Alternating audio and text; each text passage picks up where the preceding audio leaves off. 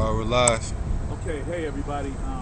You're on the Los Angeles Civil Rights Association Speaks Out, and of course you know it's the month of November. We just had the elections.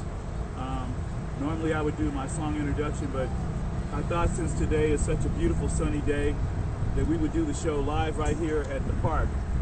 We're in the Baldwin Hills area. We're in Baldwin Hills.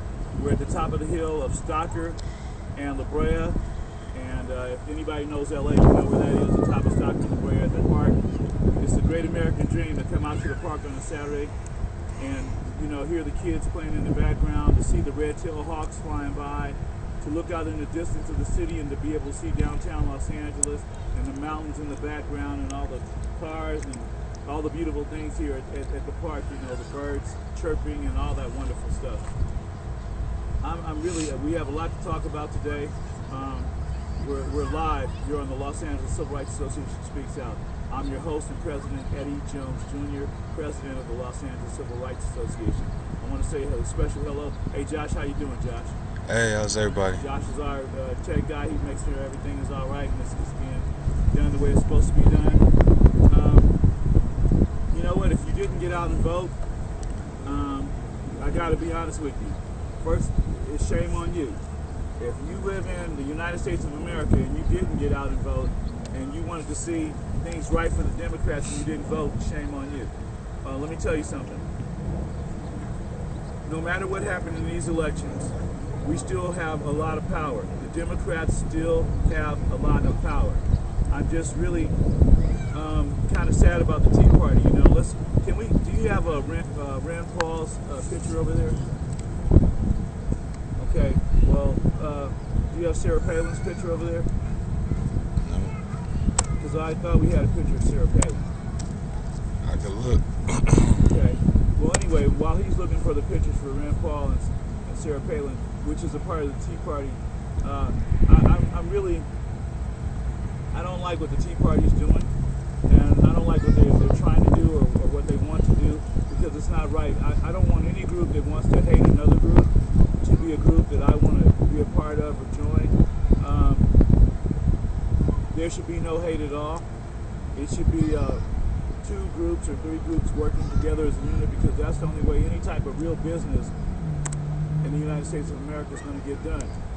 My concern is the battling that we're doing against each other, the Republicans, the Democrats, and the Tea Party, makes us look bad to other countries. You know, like France and Japan and South and North Korea and other countries around the world that are looking at the United States of America as a leadership country, which we have been over the years. However, if we don't straighten up and buckle up and fly right, we could have some very political difficulties in the next coming elections. The midterm elections they were okay, but to me they weren't everything that they could be, because as far as I'm concerned, we didn't get out there and really put our vote down like we should. Now look, a lot of people died for us to have the right to vote. We all say that we want everything to be so economically right, we want things to be politically right, we want people to be able to get jobs and buy homes and live a good life. Well look, it can't be done when President Bush messed up everything for 8 years in a row. And then for Obama to come into office and fix what he did fix in 2 years, it's got to be extremely amazing. None of this stuff is going to happen overnight. It's just not going to happen overnight. It's going to take a lot of work, and the United States of America is work in progress. But I'll tell you one thing. Do you have any pictures of Barack Obama? Can we pull him up? Our president, Barack Obama, has been doing a very, very fine job. And for the people out there who don't recognize and realize the fine job that he's doing, all you have to do is take a look at his record. I mean, for what Bush has messed up in 8 years, for him to come in and do what he can in 2 years is astonishing. And that's why he did receive the Nobel Peace Prize. He didn't receive it because, you know, you don't just give a person the Nobel Peace Prize for nothing. You really had to do something to get the Nobel Peace Prize. And that's why he received it. That's why Dr. Martin Luther King received it. Because the work that they did was phenomenal and amazing. And so, I'm just saying, I said all that to say this. We have a lot of work to do in the United States of America. And no matter what the Republicans do, no matter what the Tea Party does, The fact is, Barack Obama is the president of the United States of America right now. Right now, and he will continue to be. He will continue to be. And so that's why we're live here. And how you been, man? Good to see you, man. How you been? Yeah. And see, this is why I like being at the park, because, you know, I'm at home. You wouldn't believe it. I've been on the road traveling. I went to Washington, D.C. Do we have a picture of Washington, D.C.? Can we get the White House there? I went to Washington, D.C. on some official business. And the weather just happened to be nice while I was there. And going to the White House was just amazing. And so beautiful. And it's just good to know that President Barack Obama is doing everything in his power to do what he can to help the people. Let's not forget about what British Petroleum did, okay? British Petroleum spilled millions and millions and millions of barrels of oil in the oceans, okay? What did Barack do? He jumped into his airplane, took his people with him, and he went and met the families that were messed up by BP Oil's oil spill. Now, British Petroleum, of course, they apologized and said what they were going to say and what they were going to do, but honestly, I don't know if President Bush would have jumped into his, because when what happened in Hurricane Katrina, what happened there at Hurricane Katrina in New Orleans, President Bush didn't come out for days, for weeks. He didn't come out. He did not come to the beck and call and the help of the people in New Orleans. He did not do that until after it was completely over. And I said completely over. Barack Obama jumped in his airplane during the oil spill, and he went directly to New Orleans and all over the Gulf, shaking people's hands, making sure that they were going to get paid for their losses, keeping families together, and what more can you ask for? That's what a president is supposed to do.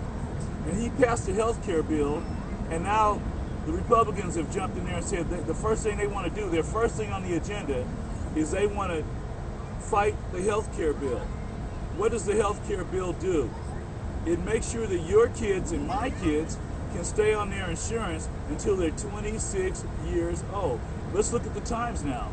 Our kids need their teeth done, heart rate done, physicals, eyeglasses, especially if they're going through college and high school and middle school and elementary.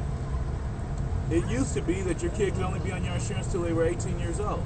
Okay, so come on, you guys, let's give credit where credit is due. America's not going to get jobs overnight, okay, because the terrible things that's been done since 9/11, yes, has changed America tremendously. We have to remember never to forget, it's a work in progress. It's not going to happen overnight. It is a work in progress.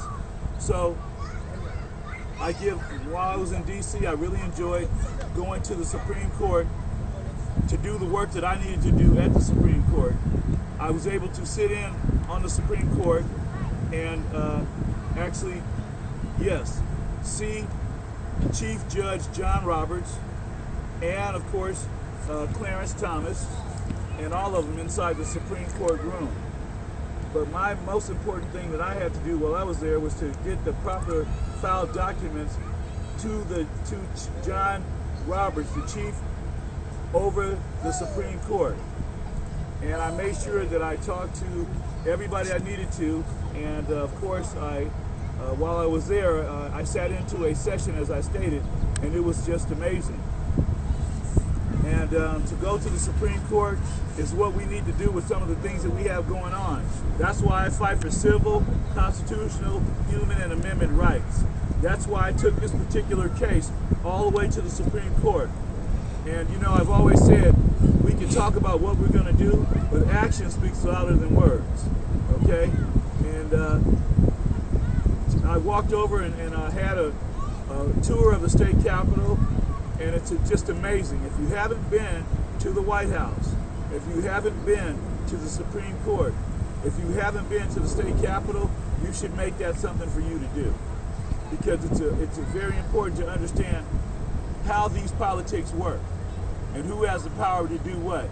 For instance, the Supreme Court had the power to pass a bill that would give the corporations billions of dollars to give to the Republican Party that was running for office. That's why this election had the most money ever spent on a midterm election in the history of the United States of America. I don't know if you knew that or not, but if you statistically read some of the documents on how much money was spent on this election, it was enough to take every homeless person and give them a place to live. That's how much money was spent on these elections that just passed, on the midterms. That's a lot of money. A lot of money. So what am I saying? I'm saying all these billions and millions of dollars that Meg Whitman and all these people wanted to spend, I heard she spent $147 million on her campaign of her own money. I'll just give me a few million of that 147 million and I'll feed half the homeless people in Los Angeles and give them a place to stay. Okay? We have to do something different with the money that we're spending on elections.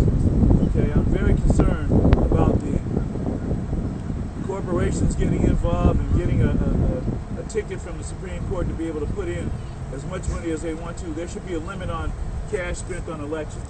Some of the commercials were so backstabbing and man, those are some bad commercials. There was one commercial I saw that was just unbelievable, but I'm not going to point my finger at any of the commercials that they use for their campaigns. I'll just say some of them were extremely untasteful. Okay, so let's take a look. Do we have another picture of Barack Obama? You know what? This book right here is called The Constitution of the United States with the Declaration of Independence and the Articles of Confederation. If you don't have this book or something similar to it, and you don't know the Declaration of Independence and the Articles of Confederation, get one of these books to tell you all about it, because you need to know your Constitution and you need to know your rights. It can help you win a case. It can help you understand the law. It can help you develop enough understanding that when you get into a situation or someone that you know that's in a situation, you can have some education on what your rights are. Without your rights, you don't have anything. You do have rights, but we have to know how to exercise our rights. Do we have a picture of Rush Limbaugh? Rush Limbaugh, to me, Rush Limbaugh is like, wow. He's out of control. He's out of control. He's been saying bad things about the president, and I just want to say a few things about Rush Limbaugh. Number one, Rush Limbaugh, you don't make the president who he is. God made him who he is. Okay? The reason why he's in the White House is because God put him there, because he had enough intelligence, enough wisdom, and enough courage, and enough motivation, and enough integrity, and enough dignity to run the United States of America. There are people who are behind the president 110%. There are people who call him President Barack Obama. Now, the few people that just call him Barack Obama, they have some growing up to do, they have some learning to do, and of course they have some understanding to get, because we have to respect all of our presidents of the United States of America who have came into the position as president to do the work that they're paid to do, that they're hired to do, that they're chosen to do by the people. The people chose Barack Obama. He was the people's choice. And if you ask me, he's still the people's choice. It's just that you have some haters out there that are hating. And most of the people that are hating are people you never heard of before. They're not going anywhere. They're not doing anything. And they don't really care about politics. They just don't want an African-American black man running the United States of America, and they're upset about it. Let me show you. He's a family man. Can you get a close-up on that, Josh? Can they see that?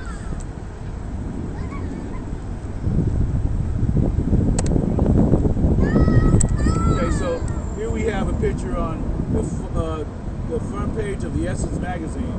It's Barack Obama and Michelle and the kids. And that's a beautiful picture there. That's Barack Obama. This is a classic article right here. And then as I go down here, I have another